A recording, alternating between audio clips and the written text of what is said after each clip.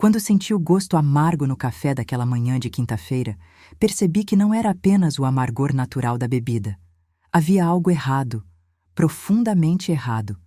Meu nome é Lúcia, tenho 60 anos e naquele momento, segurando a xícara com mãos trêmulas, compreendi que meu próprio genro estava tentando me matar. Sim, você ouviu direito. O homem que eu havia acolhido como filho, que casou com minha única filha, que comia à minha mesa todos os domingos, estava colocando veneno na minha comida. E o mais assustador? Eu já sabia disso há 3 semanas. Tinha provas, tinha certeza, e estava apenas esperando o momento certo para agir. Porque verá, aos 60 anos, aprendi que a paciência é uma arma muito mais poderosa que a impulsividade. Aquele café envenenado não seria o primeiro nem o segundo, mas seria, com toda certeza, o último. Porque naquela manhã, enquanto fingia beber e despejava discretamente o líquido no vaso de samambaia ao lado da janela, eu já tinha um plano. Plano que revelaria não apenas a maldade de Ricardo, mas toda uma teia de mentiras que envolvia minha própria família. Antes de começarmos essa jornada extraordinária, faça parte do nosso canal.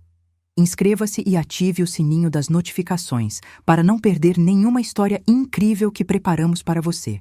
E escreva nos comentários de onde você está assistindo este vídeo. Adoramos entender até onde nossas histórias têm chegado. Tudo começou há exatamente 1 ano, quando minha filha Beatriz apareceu em casa com aquele sorriso radiante que eu não via há tempos. Ela tinha 32 anos, estava solteira há muito tempo, e eu já havia perdido as esperanças de vê-la feliz novamente depois do término conturbado do noivado anterior.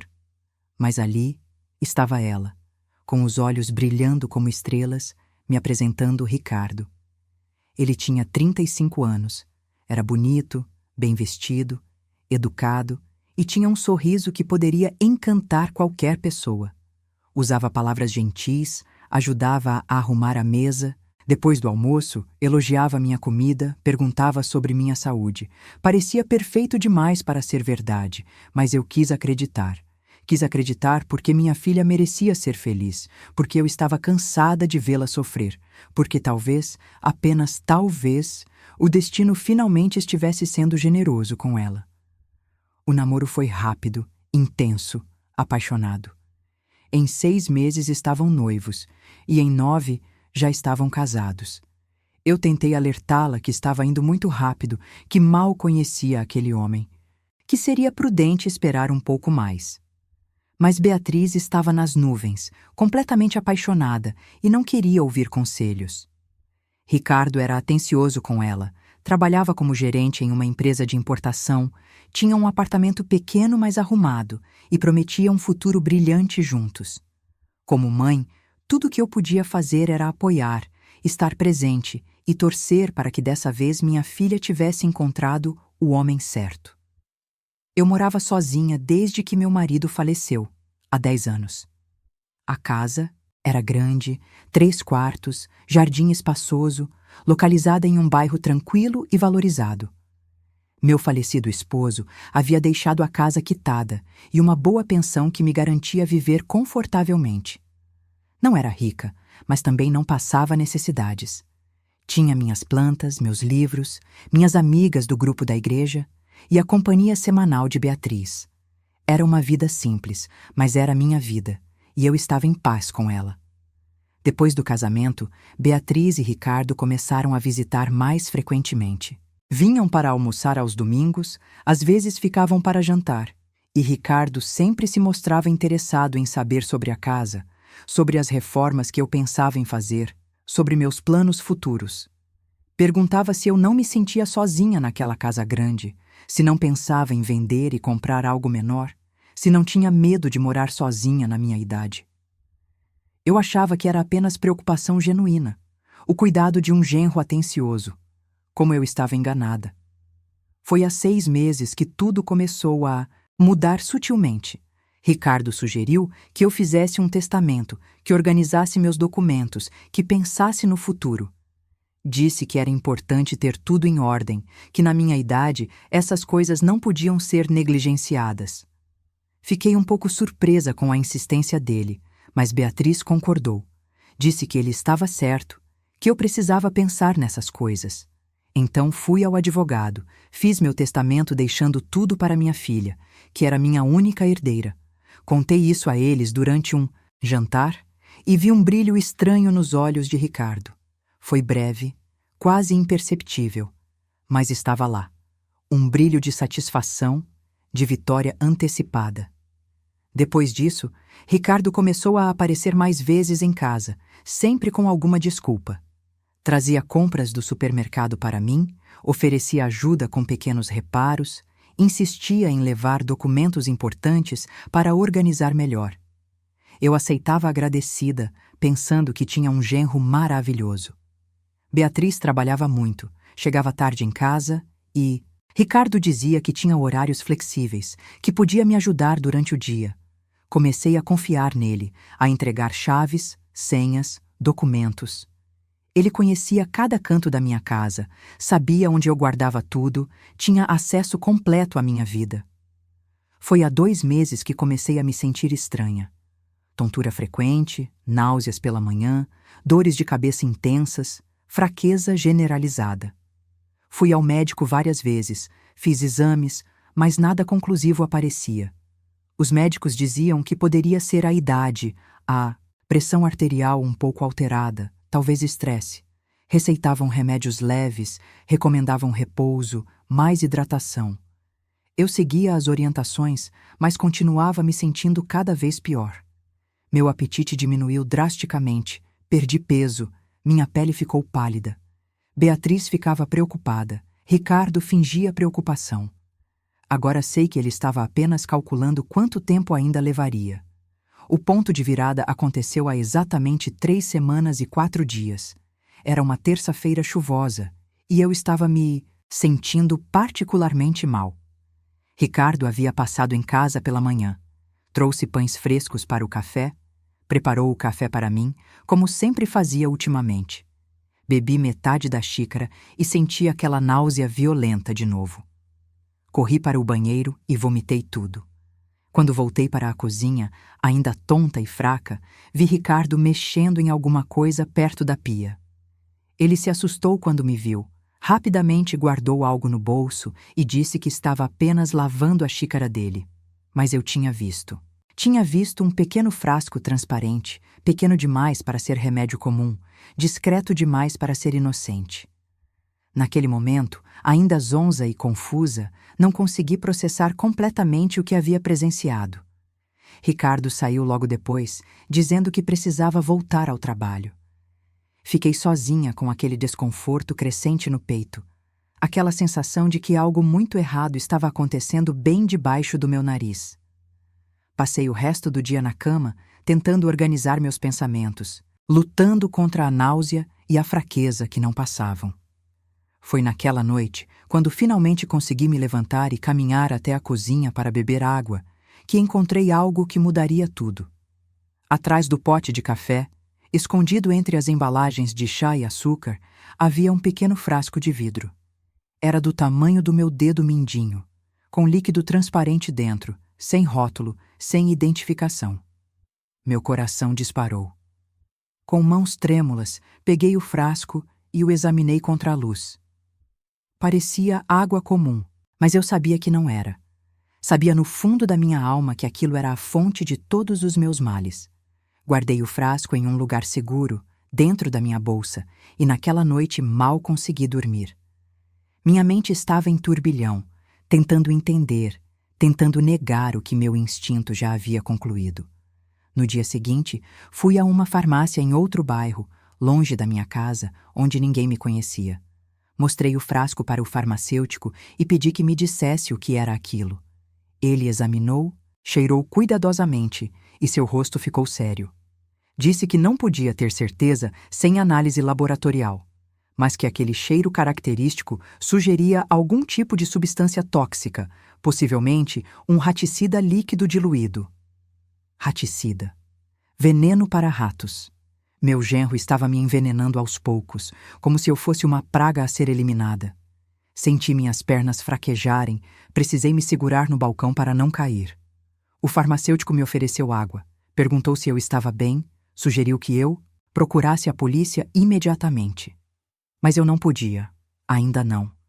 Precisava ter certeza absoluta, precisava entender toda a extensão daquela maldade antes de agir. Levei o frasco para análise em um laboratório particular, pagando do meu próprio bolso, pedindo sigilo absoluto. O resultado levou uma semana para ficar pronto, e quando o recebi, senti o chão desaparecer sob meus pés. O líquido continha uma concentração moderada de arsênico, misturado com outras substâncias que tornavam o gosto menos perceptível. A dose não era suficiente para me matar imediatamente, mas administrada continuamente ao longo de semanas ou meses, causaria falência múltipla dos órgãos que pareceria morte natural. Um assassinato perfeito, lento, imperceptível, que os médicos provavelmente atribuiriam à idade avançada e problemas de saúde relacionados. Naquela noite, sozinha em casa, sentada no sofá da sala com o resultado do exame nas mãos, chorei como não chorava há anos. Não chorei pela tentativa de assassinato em si, embora isso fosse aterrorizante. Chorei porque aquilo significava que minha filha estava casada com um monstro. Chorei porque eu havia confiado naquele homem, havia aberto minha casa e meu coração para ele. Chorei porque não sabia como proteger Beatriz daquela verdade devastadora. E chorei porque, pela primeira vez em muito tempo, senti medo. Medo real, visceral, de estar sozinha naquela casa, vulnerável, à mercê de alguém que queria me ver morta. Mas as lágrimas secaram eventualmente e, no lugar delas, surgiu algo mais forte. Raiva, determinação, clareza absoluta de propósito. Eu não seria a vítima passiva dessa história. Não morreria envenenada lentamente enquanto meu assassino fingia preocupação e esperava pacientemente pela herança. Eu tinha 60 anos. Não era nenhuma jovem ingênua e havia sobrevivido a coisas muito piores na vida. Se Ricardo achava que eu seria um alvo fácil, estava muito enganado. Comecei a investigar por conta própria.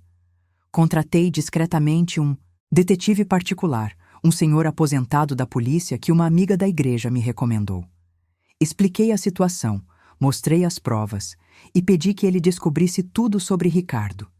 Quem ele realmente era, seu passado, suas dívidas, seus segredos.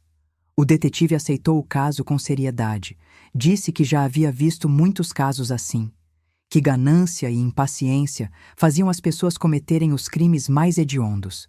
2 semanas de investigação revelaram um retrato muito diferente do genro atencioso que eu pensava conhecer. Ricardo estava falido. A empresa onde supostamente trabalhava o havia demitido há 4 meses por suspeita de desvio de dinheiro. Ele tinha dívidas com agiotadores, devia aluguel de 3 meses, tinha cheques devolvidos e nome sujo na praça. O apartamento que dizia ser dele, na verdade, era alugado, e ele estava prestes a ser despejado. Havia mentido para Beatriz sobre praticamente tudo. Ela não sabia que ele estava desempregado, não sabia das dívidas, não sabia que o futuro brilhante prometido era apenas uma fachada prestes a desmoronar. E quando Ricardo conheceu minha filha, viu nela não o amor da sua vida, mas uma solução conveniente para seus problemas financeiros. Ou melhor, viu em mim a solução. Uma senhora viúva, sozinha, com uma casa valiosa e sem outros herdeiros além da filha que ele conseguira conquistar. O detetive descobriu mais. Ricardo havia se casado 2 vezes antes. A primeira esposa, uma mulher de 40 anos, havia morrido em circunstâncias suspeitas 5 anos atrás. Queda acidental das escadas, disseram. Mas a família dela sempre suspeitou de Ricardo, embora nunca tivessem conseguido provar nada. Ele herdou o apartamento dela, vendeu rapidamente e desapareceu. A segunda esposa, mais jovem e sem bens significativos, conseguiu se divorciar dele depois de descobrir traições múltiplas. Ela ainda estava viva, e o detetive conseguiu seu contato. Conversei com ela por telefone, escondida no quarto, com a porta trancada e o coração disparado. Ela me contou horrores. Ricardo era manipulador, mentiroso compulsivo, violento quando contrariado. Ela havia escapado por pouco e me implorou para ter cuidado para proteger minha filha daquele homem perigoso. Com todas essas informações em mãos, precisei tomar uma decisão. Parte de mim queria correr para Beatriz imediatamente, jogar tudo na cara dela, arrancar minha filha daquele casamento tóxico antes que fosse tarde demais. Mas a outra parte, a parte mais racional e estratégica, sabia que precisava agir com inteligência. Beatriz estava apaixonada, cega pelo amor que sentia. Se eu simplesmente chegasse com acusações, ela poderia não acreditar. Poderia achar que eu estava exagerando, que estava com ciúmes ou tentando separar o casamento dela. Ricardo era manipulador. Conseguiria convencê-la de que eu estava louca, de que os sintomas que eu apresentava eram sinais de demência senil. Eu precisava de provas irrefutáveis, de uma situação tão clara que até mesmo Beatriz, com todo o seu amor por aquele homem, não pudesse negar a verdade. Então tracei meu plano. Continuaria fingindo que não sabia de nada. Continuaria permitindo que Ricardo viesse à minha casa, preparasse meu café, demonstrasse sua falsa preocupação. Mas eu não beberia mais nada que ele preparasse. Fingiria beber, despejaria discretamente nos vasos de plantas quando ele não estivesse olhando, ou simplesmente diria que não estava com vontade.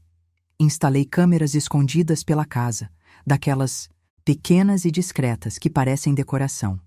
Uma no relógio da cozinha, outra no porta-retratos da sala, mais uma no abajur do corredor. Queria capturar Ricardo em flagrante.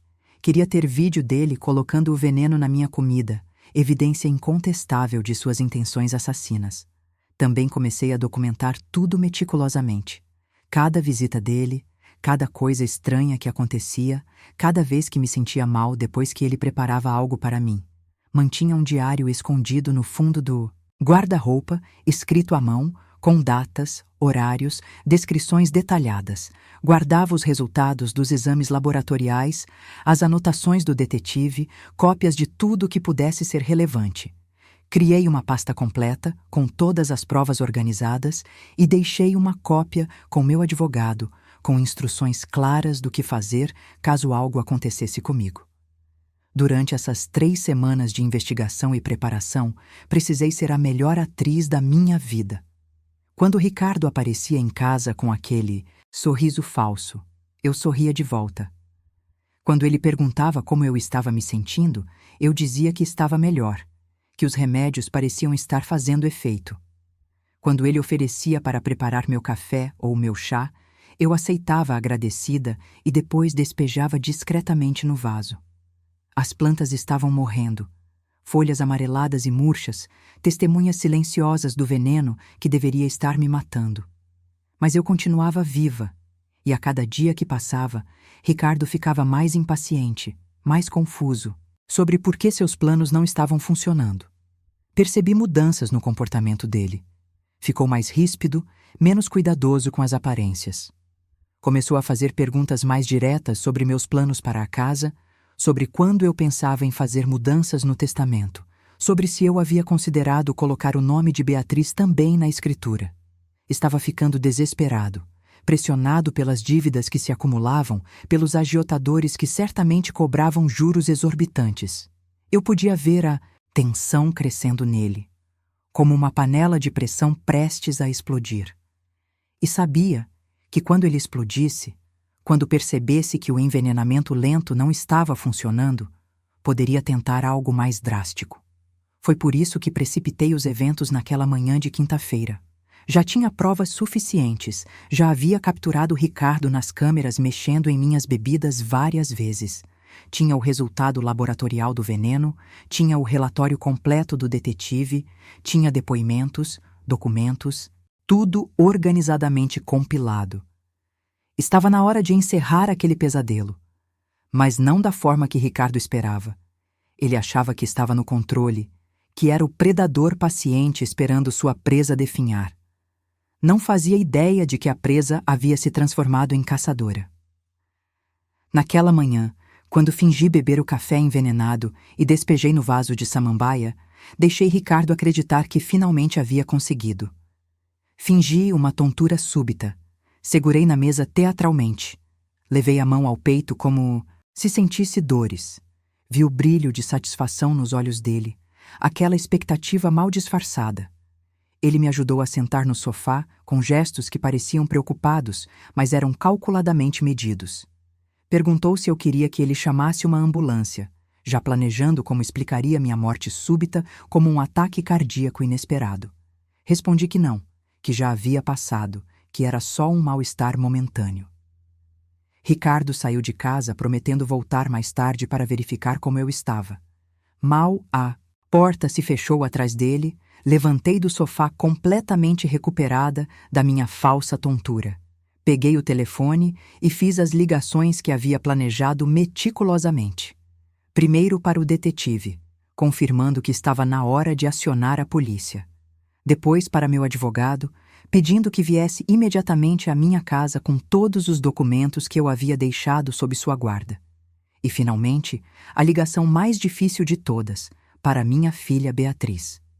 Quando escutei a voz dela do outro lado da linha, alegre e despreocupada, meu coração se partiu.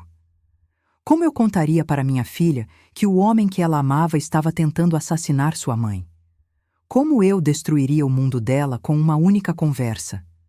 Mas não havia escolha. Cada minuto de atraso era um minuto a mais de perigo. Não só para mim, mas talvez para ela também. Se Ricardo era capaz de envenenar a sogra, o que mais seria capaz de fazer quando encurralado? Pedi que ela viesse imediatamente à minha casa, sozinha, sem avisar Ricardo. Disse que era urgente, que não podia esperar, que precisava falar com ela sobre algo muito grave. Ouvi a preocupação crescer na voz dela, as perguntas ansiosas sobre o que havia acontecido, se eu estava bem, se era sobre minha saúde. Respondi apenas que estava bem fisicamente, mas que precisava dela ali o mais rápido possível. Beatriz disse que sairia do trabalho imediatamente e estaria lá em meia hora. Aqueles 30 minutos foram os mais longos da minha vida. Caminhei pela casa, verificando se tudo estava em ordem, se as câmeras haviam gravado tudo corretamente, se eu tinha todas as provas organizadas e acessíveis. Ensaiei mentalmente como começaria a conversa, como quebraria aquela notícia devastadora para minha filha. Não havia forma gentil de dizer que seu marido era um assassino em potencial. Não havia palavras suaves para revelar que o homem com quem ela dividia a cama todas as noites estava lentamente matando sua mãe por dinheiro. Quando a campainha tocou, respirei fundo 3 vezes antes de abrir a porta.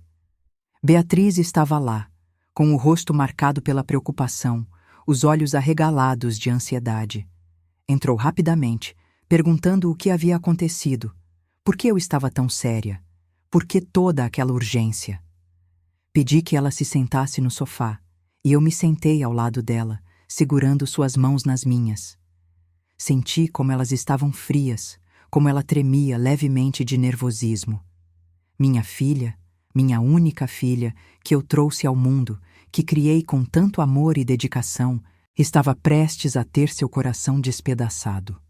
E eu era quem teria que fazer isso. Comecei pelo começo.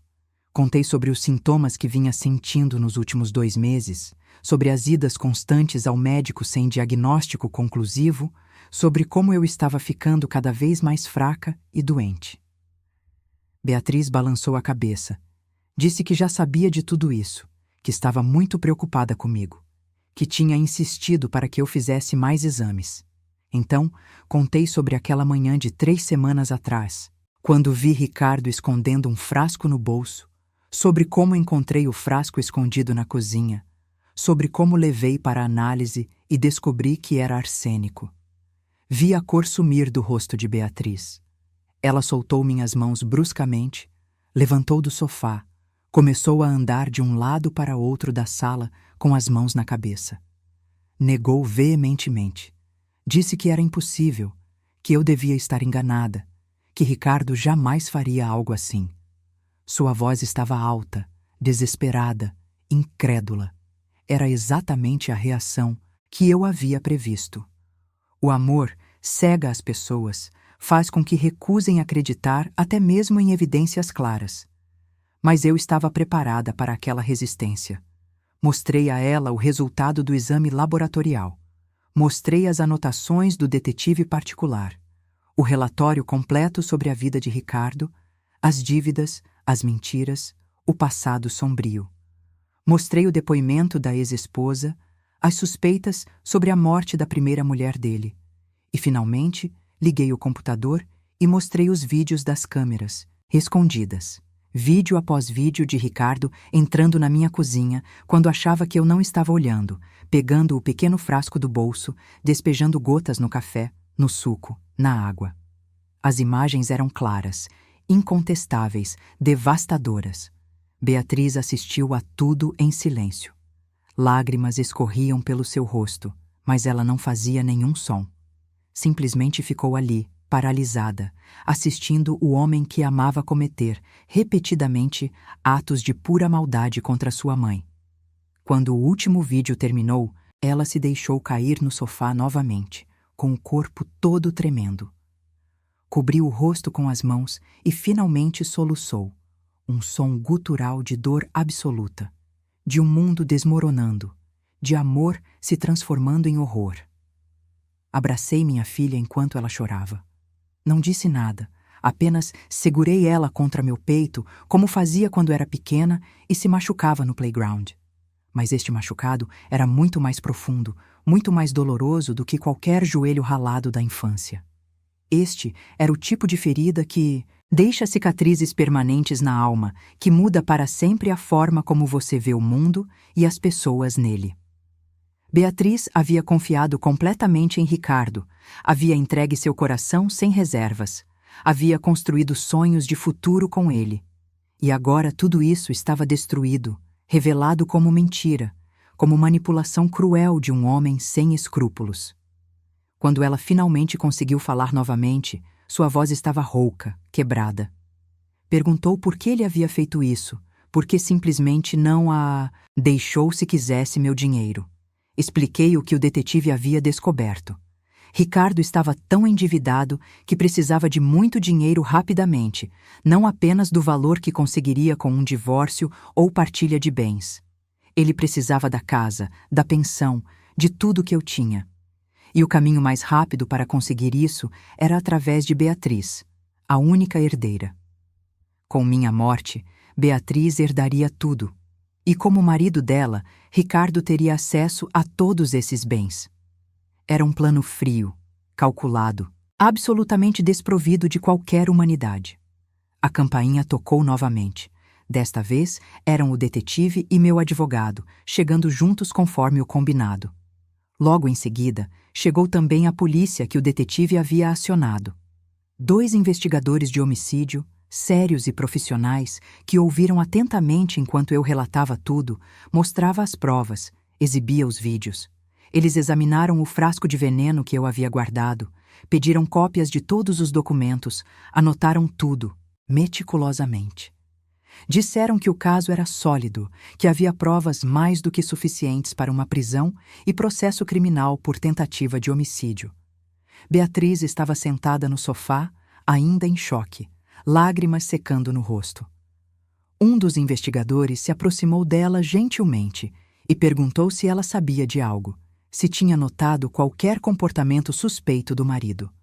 Ela negou com a cabeça, disse que não fazia ideia, que Ricardo tinha escondido tudo dela também. Contou sobre as mentiras dele, sobre como descobriu naquele momento que estava casada com um desconhecido, um estranho perigoso que havia enganado ela completamente. O investigador foi compreensivo, disse que ela também era vítima naquela situação, que Ricardo era claramente um manipulador experiente. Os policiais precisavam de mais uma coisa para fechar completamente o caso. Precisavam pegar Ricardo em flagrante, com o veneno em sua posse, ou conseguir uma confissão. Sugeriram que eu ligasse para ele, dizendo que estava me sentindo muito mal, pedindo que ele viesse imediatamente.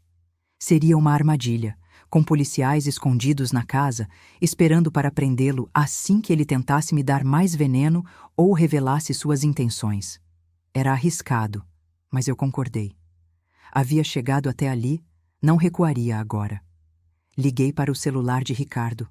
Ele atendeu no segundo toque, com aquela voz falsa de preocupação que agora me causava náusea.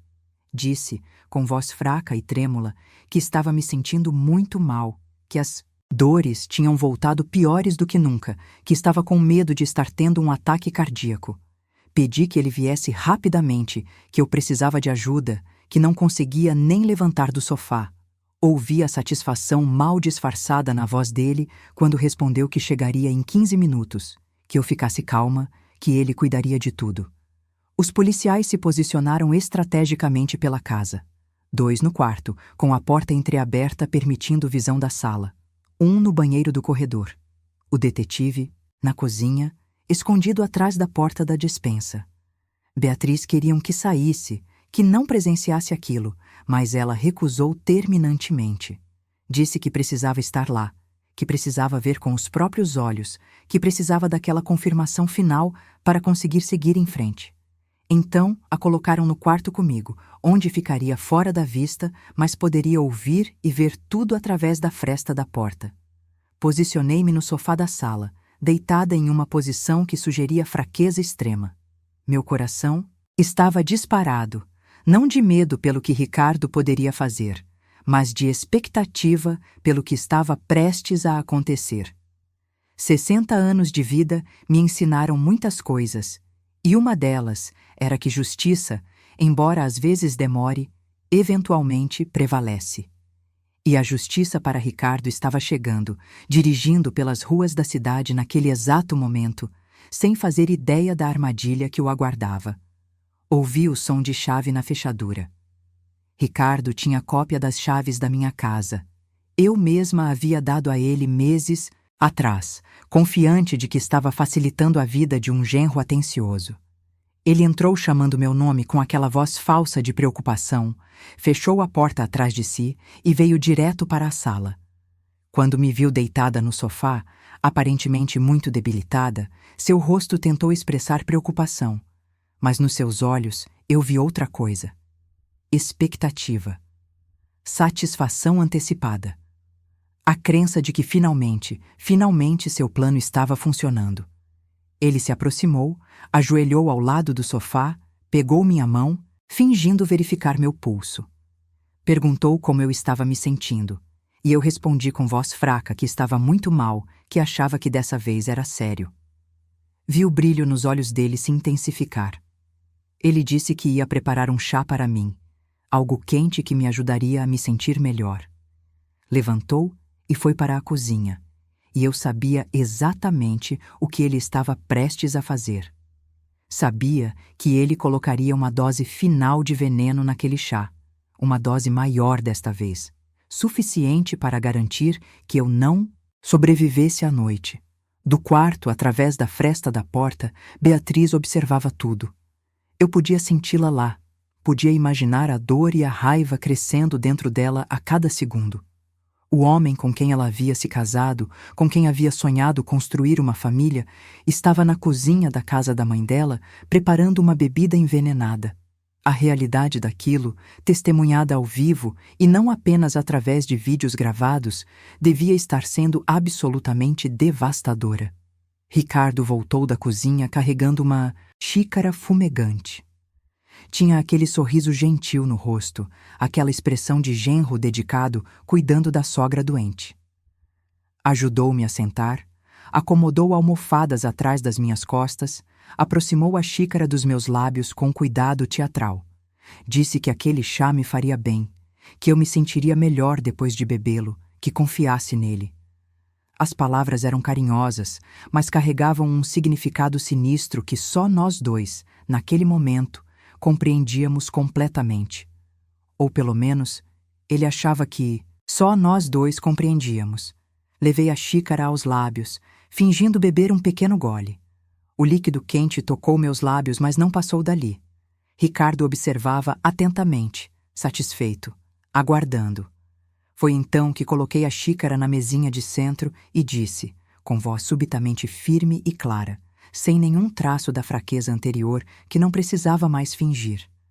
Vi a confusão tomar conta do rosto dele, Aquele momento de desconexão quando alguém percebe que algo está muito errado, mas ainda não consegue processar exatamente o que. Levantei do sofá completamente recuperada da minha suposta debilidade. Olhei Ricardo diretamente nos olhos e disse que eu sabia de tudo.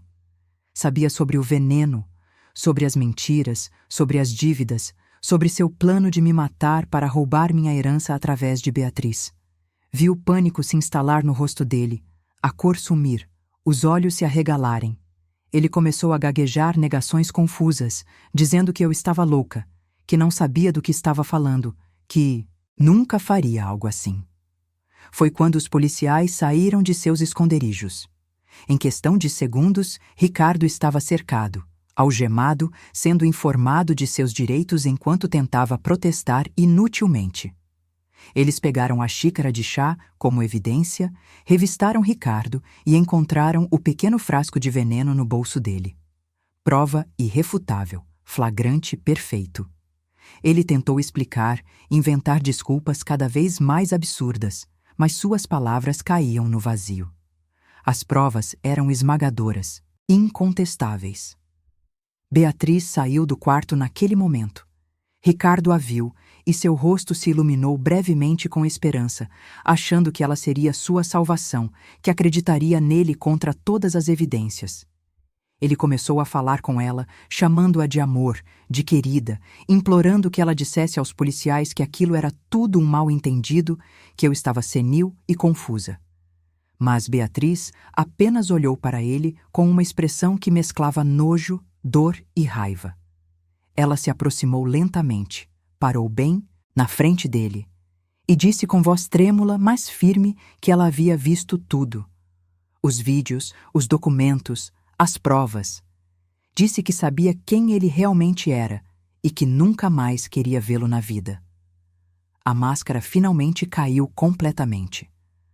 Ricardo não tentou mais negar ou explicar. Seu rosto se contorceu em raiva pura e ele praticamente cuspiu as palavras quando disse que tudo aquilo era culpa minha. Que se eu simplesmente tivesse morrido quando deveria, nada disso teria acontecido. Que eu era uma velha teimosa que não sabia quando era hora de sair de cena. Que a casa era grande demais para mim mesmo, que eu não merecia viver naquele conforto enquanto ele estava quebrado e desesperado. Era uma confissão completa, feita na raiva e no desespero de quem havia sido pego e não tinha mais nada a perder. Os policiais o levaram para fora. Eu e Beatriz ficamos na sala, ouvindo o som do carro da polícia partindo, levando Ricardo para longe das nossas vidas, possivelmente para sempre. Quando o silêncio finalmente se instalou na casa, Beatriz desabou novamente em lágrimas, e desta vez deixei que ela chorasse livremente, sem tentar consolar com palavras vazias. Não havia palavras que pudessem consertar aquilo. Ela precisava processar, precisava sofrer, precisava passar pelo luto do relacionamento que havia perdido e do homem que nunca existiu realmente. Nos dias que se seguiram, a vida foi um turbilhão de procedimentos legais e emoções intensas. Ricardo foi formalmente acusado de tentativa de homicídio qualificado, entre outras acusações. O promotor disse que o caso era um dos mais sólidos que já havia visto, com provas em vídeo, testemunhas, evidências físicas e até confissão parcial. A possibilidade de Ricardo escapar da condenação era praticamente nula. A família da primeira esposa dele reabriu as investigações sobre aquela morte, agora com novas evidências que sugeriam que não tinha sido acidente. Ricardo enfrentaria não apenas a acusação de tentar me matar, mas, possivelmente, também seria investigado por homicídio em outro caso. Beatriz iniciou imediatamente o processo de divórcio. Como o casamento havia durado menos de 1 ano e Ricardo estava sendo processado criminalmente por tentar assassinar um membro da família dela, o processo seria relativamente simples. Ela não queria nada dele, nenhum bem, nenhuma memória, nada que pudesse conectá-la àquele pesadelo.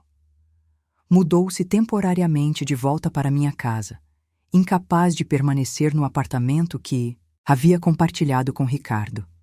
Passávamos as noites conversando, chorando juntas, tentando entender como não havíamos visto os sinais, como havíamos sido tão completamente enganadas. Mas em meio a toda aquela dor e caos, algo inesperado aconteceu. Beatriz e eu nos aproximamos de uma forma que não acontecia há anos. A experiência terrível pela qual passamos, por mais traumática que tivesse sido, nos uniu de uma maneira profunda.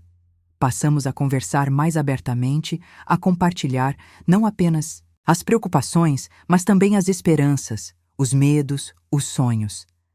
Ela me contou sobre a pressão que sentia no trabalho, sobre as inseguranças que tinha em relação a relacionamentos, sobre como se sentia sozinha mesmo quando estava com Ricardo. E eu compartilhei com ela coisas que nunca havia dito antes, sobre como foi perder meu marido, sobre como tinha medo de ser um fardo para ela, sobre como a amava mais do que qualquer coisa no mundo. O julgamento aconteceu 4 meses depois. Eu e Beatriz estávamos lá, sentadas na galeria, assistindo enquanto o promotor apresentava, caso após caso, prova após prova. Os vídeos foram exibidos no tribunal, causando murmúrios chocados entre os presentes. O resultado do exame toxicológico foi apresentado. O frasco de veneno encontrado no bolso de Ricardo foi mostrado como evidência. A ex-esposa dele testemunhou sobre o comportamento manipulador e as mentiras constantes. O detetive apresentou todo o relatório sobre a situação financeira desesperadora de Ricardo e suas motivações. Quando chegou minha vez de testemunhar, subi ao banco das testemunhas com pernas trêmulas, mas determinação inabalável. Contei toda a história, desde o primeiro dia em que conheci Ricardo até o momento de sua prisão. Descrevi os sintomas que sofri, o medo que senti ao descobrir que estava sendo envenenada, a dor de perceber que aquilo colocava minha filha em perigo também. Olhei diretamente para Ricardo enquanto falava, e ele não conseguiu manter o olhar. Desviou os olhos, o corpo encolhido na cadeira, toda aquela confiança arrogante completamente desaparecida. A defesa de Ricardo tentou argumentar que ele estava desesperado devido às dívidas, que não estava em seu perfeito juízo, que merecia clemência. Mas não havia clemência possível para o que ele havia feito. Envenenar lentamente uma mulher idosa, trair a confiança de uma esposa que o amava, planejar friamente um assassinato por dinheiro. O júri deliberou por menos de 2 horas. Culpado. Culpado em todas as acusações. Ricardo foi sentenciado a 18 anos de prisão. Quando a sentença foi lida, vi os ombros dele caírem completamente. 18 anos. Ele tinha 35 anos, sairia da prisão com 53, se conseguisse redução de pena por bom comportamento. Mas mesmo quando saísse, teria uma condenação por tentativa de homicídio em seu registro para sempre. Sua vida, tal como ele a conhecia, estava acabada. E diferentemente do que ele havia planejado para mim, ele teria tempo, muito tempo, para refletir sobre suas escolhas e suas consequências. Beatriz e eu saímos do tribunal juntas, braços entrelaçados. Ela havia testemunhado a justiça sendo feita, havia visto o homem que tentou matar sua mãe sendo responsabilizado. Era o encerramento que ela precisava para poder começar a seguir em frente. Não seria fácil, ambas sabíamos disso. As cicatrizes emocionais daquela experiência durariam muito tempo, talvez para sempre. Mas pelo menos agora podíamos começar o processo de cura. Nos meses seguintes, focamos em reconstruir nossas vidas. Beatriz começou terapia para lidar com o trauma do casamento com Ricardo e a traição que havia sofrido. Eu também comecei terapia, processando não apenas a tentativa de assassinato, mas também o fato de ter estado tão vulnerável, tão próxima da morte, sem perceber por tanto tempo. As sessões eram difíceis, traziam à tona emoções que eu preferiria manter enterradas, mas eram necessárias. Não podíamos simplesmente fingir que nada havia acontecido e seguir em frente. Beatriz conheceu, através de um grupo de apoio para vítimas de relacionamentos abusivos, outras mulheres que haviam passado por experiências similares. Ouvir as histórias delas, perceber que não estava sozinha, que outras pessoas haviam sido manipuladas e enganadas por parceiros sem escrúpulos, ajudou muito em sua recuperação.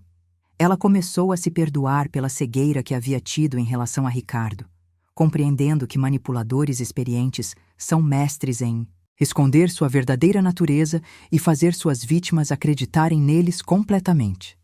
Quanto a mim, tomei várias medidas práticas para me sentir mais segura. Troquei todas as fechaduras da casa, instalei um sistema de segurança completo com alarme e câmeras de vigilância. Atualizei meu testamento com mais cláusulas protetoras.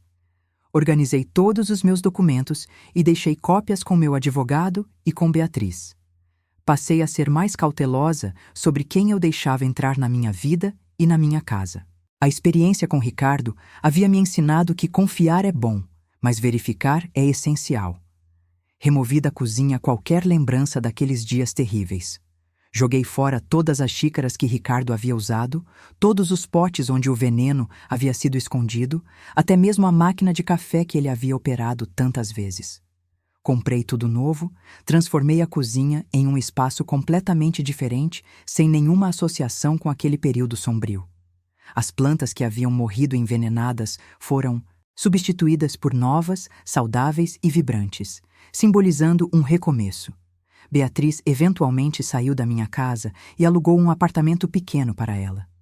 Precisava de seu próprio espaço, de independência, de um lugar que fosse só dela, sem nenhuma memória de Ricardo. Eu entendi completamente e apoiei sua decisão. Mas continuamos muito próximas, falando todos os dias ao telefone, almoçando juntas aos domingos, mantendo uma conexão que agora era mais forte do que nunca. A provação que enfrentamos, por mais terrível que tivesse sido, nos transformou. Não apenas como mãe e filha, mas como mulheres que sobreviveram, que lutaram, que venceram. 1 ano após o julgamento, recebi uma carta inesperada. Era de Ricardo, escrita da prisão. Hesitei muito antes de abrir, não sabendo se estava pronta para ler qualquer coisa que viesse dele. Mas a curiosidade venceu. A carta era curta, escrita em letra trêmula. Ele se desculpava. Dizia que havia tido muito tempo para pensar, que agora entendia a magnitude do que havia feito, que estava profundamente arrependido. Dizia que não esperava perdão, nem meu, nem de Beatriz, mas que precisava expressar seu remorso. Pedia que eu transmitisse suas desculpas também à minha filha, já que ela havia deixado claro que não queria nenhum tipo de contato com ele. Li a carta várias vezes, tentando decidir como me sentia em relação a ela. Raiva? Sim, ainda havia raiva. Mas também havia algo mais. Uma compreensão triste de que Ricardo havia destruído sua própria vida através de escolhas terríveis. Ele estava pagando o preço agora, passando o melhor de seus anos trancado em uma cela, carregando o peso do que havia feito. Não senti pena dele, mas senti uma espécie de tristeza pela futilidade de tudo aquilo. Ele havia tentado me matar por dinheiro, por uma casa, por bens materiais. E no processo, havia perdido absolutamente tudo que realmente importava. Mostrei a carta para Beatriz. Ela a leu em silêncio, sem nenhuma expressão no rosto. Quando terminou, simplesmente a devolveu para mim e disse que as desculpas dele não mudavam nada, que ela já havia processado e seguido em frente, e que não tinha espaço em sua vida para o remorso tardio dele. Perguntei se ela achava que deveríamos responder e ela balançou a cabeça negativamente. Disse que a melhor resposta era o silêncio, era viver bem, era mostrar que ele não havia conseguido nos destruir. E tinha razão. Guardei a carta em uma gaveta e nunca respondi. Ricardo teria que lidar com sua consciência sozinho. A vida gradualmente voltou a um novo normal. Diferente do normal anterior, certamente. Mais cauteloso, mais consciente, mais apreciativo das pequenas coisas. Aprendi a valorizar cada dia saudável, cada manhã em que acordava sem medo, cada xícara de café que eu mesma preparava, sabendo que estava completamente segura. As coisas simples que antes eu tomava como garantidas agora tinham um novo significado.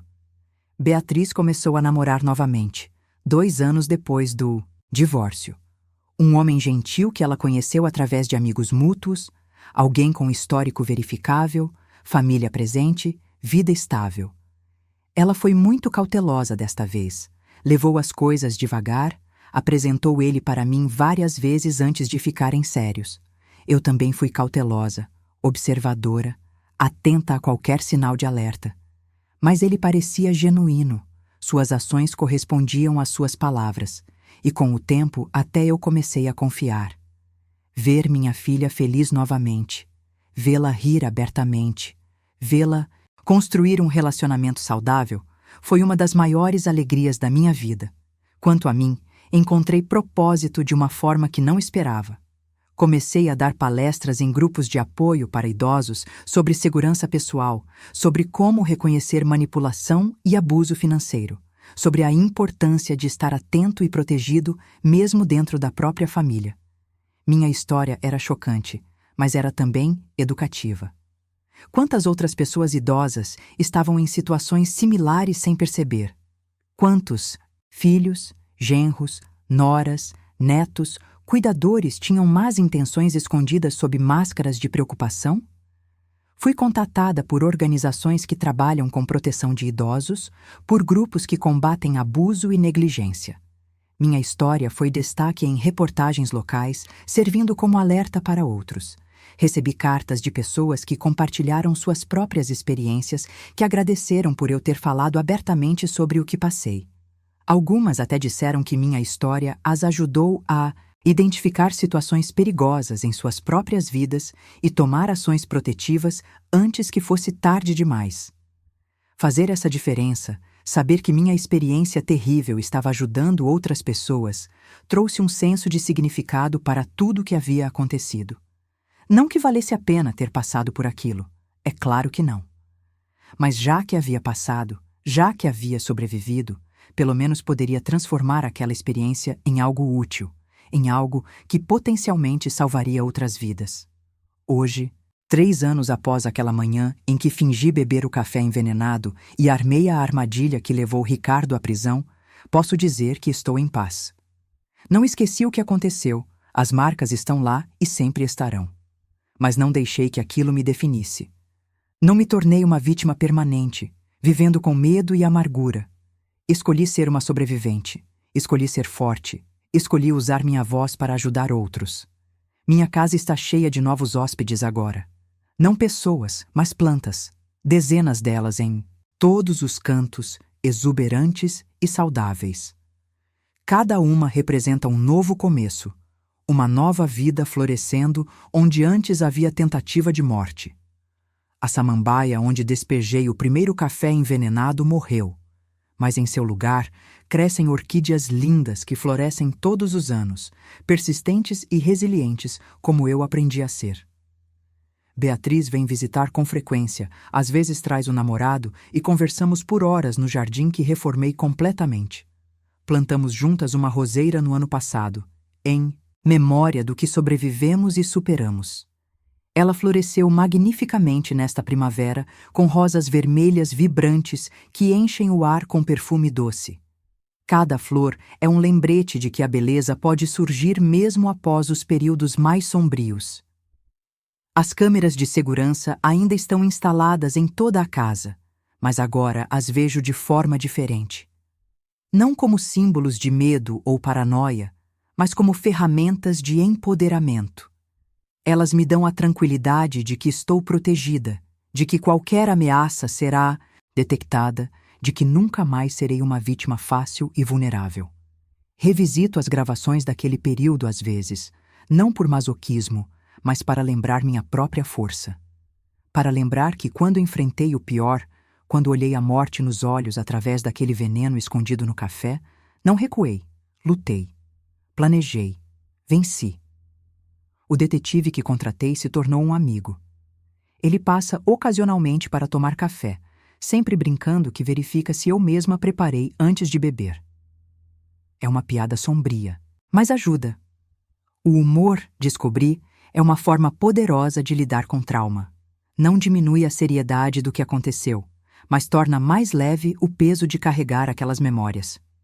Meu advogado atualizou novamente meu testamento recentemente, incluindo cláusulas ainda mais específicas sobre como meus bens devem ser distribuídos, com múltiplas salvaguardas contra qualquer tentativa de manipulação ou coerção. Beatriz será bem cuidada quando eu partir, mas de forma que proteja também ela de qualquer pessoa que possa tentar se aproximar dela por interesse nos bens que herdará. Aprendi que proteção verdadeira significa pensar além do momento presente. Significa criar estruturas que durem e protejam mesmo quando não estivermos mais aqui. O sistema judicial me notificou quando Ricardo foi transferido para outra prisão no início deste ano. É uma informação que tenho o direito de receber como vítima do crime dele. Não me afetou muito saber. Ele se tornou uma figura distante, quase irreal, da minha narrativa pessoal. O monstro que quis me matar agora é apenas um homem cumprindo sentença, envelhecendo atrás das grades, confrontando diariamente as consequências de suas escolhas. Sua vida está pausada, congelada naquele momento de falha moral. A minha seguiu em frente, se expandiu, se enriqueceu de formas que nunca imaginei. Aprendi muito sobre mim mesma através dessa experiência. Aprendi que sou mais forte do que pensava, mais resiliente, mais capaz. Aos 60 anos, quando muitos poderiam pensar que os melhores dias já passaram, descobri que tinha uma força interior que nunca havia sido testada antes. Quando precisei, quando minha vida dependeu disso, não entrei em pânico. Não me deixei paralisar pelo medo. Planejei cuidadosamente, agi estrategicamente. Salvei minha própria vida através de inteligência e coragem. Também aprendi sobre a complexidade das pessoas. Ricardo não nasceu um monstro. Ele se tornou um através de escolhas sucessivas, cada uma um pouco pior que a anterior. Dívidas levaram ao desespero. Desespero levou à desonestidade. Desonestidade levou à manipulação. Manipulação levou, finalmente, à tentativa de assassinato. É um caminho que muitos percorrem, em diferentes graus. E é um lembrete de que precisamos estar vigilantes não apenas com outros, mas também com nós mesmos, com as pequenas concessões éticas que fazemos e que podem, ao longo do tempo, nos transformar em versões de nós mesmos que não reconheceríamos. Aprendi sobre perdão também, embora não da forma tradicional. Não perdoei Ricardo no sentido de absolvê-lo ou minimizar o que fez, mas perdoei no sentido de liberar a raiva que me consumia nos primeiros meses. Raiva é como veneno que bebemos, esperando que o outro morra. Eu já havia sido envenenada literalmente. Não precisava continuar me envenenando emocionalmente. Então escolhi soltar aquela raiva, não por Ricardo, mas por mim, para que eu pudesse seguir em frente sem carregar aquele peso tóxico. As amigas da igreja foram incrivelmente importantes durante todo esse processo. Elas me apoiaram, oraram por mim, me confortaram nos dias difíceis, celebraram comigo as pequenas vitórias.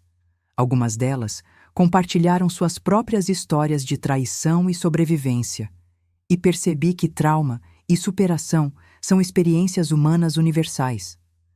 Todos carregamos cicatrizes, todos enfrentamos provações, todos precisamos, em algum momento, encontrar força que não sabíamos possuir. Uma dessas amigas, Dona Mercedes, me disse algo que nunca esqueci. Ela disse que Deus permite que enfrentemos tempestades não para nos destruir, mas para nos mostrar que somos feitos de material mais forte do que imaginávamos. Que cada provação é uma oportunidade de descobrir nossa própria resiliência, nossa própria capacidade de sobreviver e prosperar apesar das circunstâncias.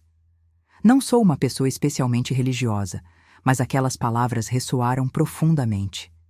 A tempestade que enfrentei me mostrou exatamente isso, que sou feita de material, forte, que não quebro facilmente, que posso dobrar sob pressão, mas voltar mais resistente.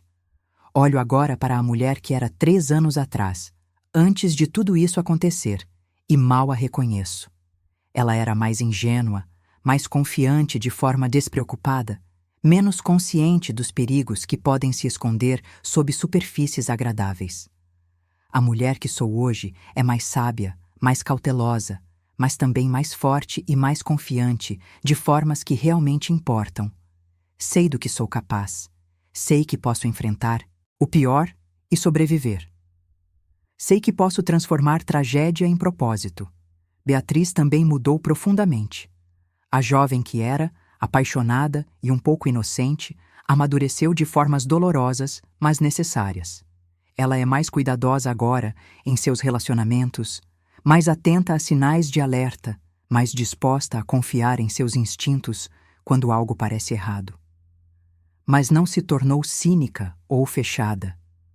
Ainda é capaz de amar, de confiar, de se abrir. Apenas o faz de forma mais consciente, com os olhos abertos, com limites saudáveis estabelecidos. Ver essa transformação nela, ver como ela se tornou uma mulher ainda mais incrível através da adversidade, é um dos maiores presentes que recebi deste período difícil. Nossa relação mudou também de formas maravilhosas. Antes do que aconteceu, éramos próximas, mas havia sempre aquela distância geracional típica entre mães e filhas adultas. Eu era a mãe, ela era a filha, e nossas conversas muitas vezes ficavam em superficialidades educadas. Agora somos mais como amigas, confidentes, aliadas que passaram juntas pelo fogo e emergiram do outro lado. Falamos sobre tudo, sem filtros, sem medo de julgamento. É o tipo de conexão que sempre desejei ter com ela, mas nunca soube como criar. Tristemente, levou uma crise profunda para nos dar esse presente, mas não vou desperdiçá-lo lamentando as circunstâncias.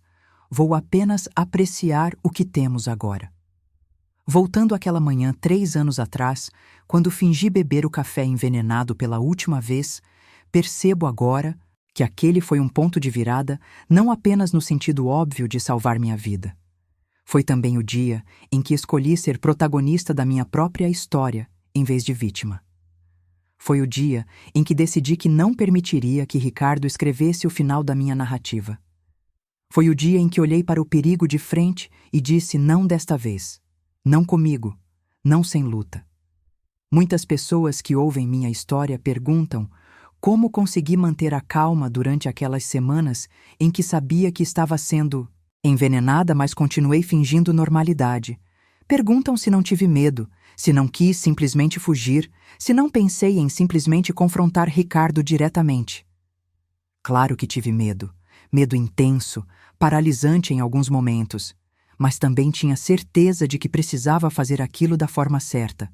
Se confrontasse Ricardo precipitadamente, ele poderia escapar, ou pior, poderia fazer algo drástico.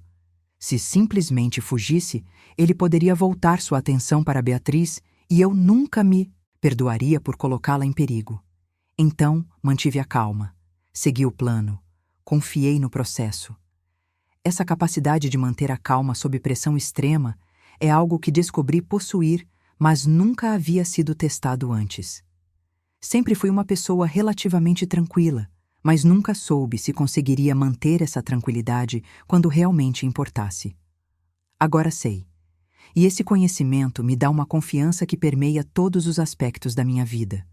Quando enfrento desafios menores, lembro que já enfrentei o desafio de salvar minha própria vida de um assassino em potencial. Tudo o resto parece administrável em comparação.